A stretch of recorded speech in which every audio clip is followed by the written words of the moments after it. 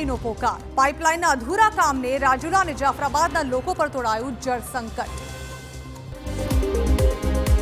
અમરેલી જિલ્લામાં આવેલા ધાતરવડી ડેમ 1 માંથી રાજુલા અને જાફરાબાદ પંથકને પાણી પૂરું પાડવામાં આવે છે, પરંતુ જૂની પાઇપલાઇન જર્જરિત હોવાથી નવી પાઇપલાઇન નાખવાની મંજૂરી પણ મળી, પરંતુ નવી પાઇપલાઇન નાખવાની કામગીરી ઠપ હોવાથી રાજુલા અને જાફરાબાદ એમ બંને નગરપાલિકાને પાણી મળશે કે કેમ તે પ્રશ્ન ઉભો થયો છે।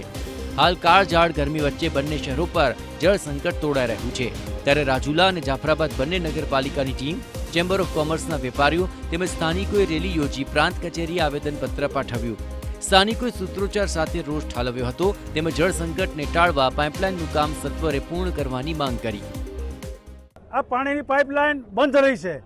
જો આ ઉનાળામાં 2 મહિનામાં આ પાણીની પાઇપલાઇન ન નખાય તો રાજુલા શહેરને 10 થી 20 વર્ષ લગી પાણી વગર રહેવું પડે છે। અત્યારે 4 દીએ પાણી મળે છે, એ 8 દીએ પાણી મળે। કોઈનું અમારે ઝૂંટવી અને લઈ લેવાનું નથી।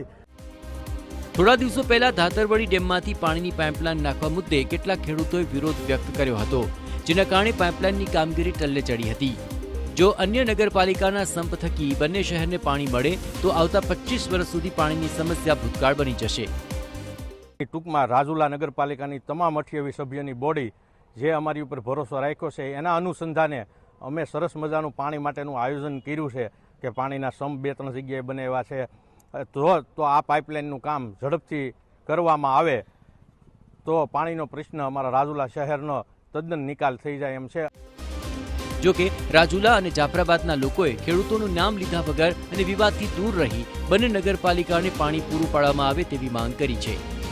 જયદેવ કાઠી, TV9 અમરેલી।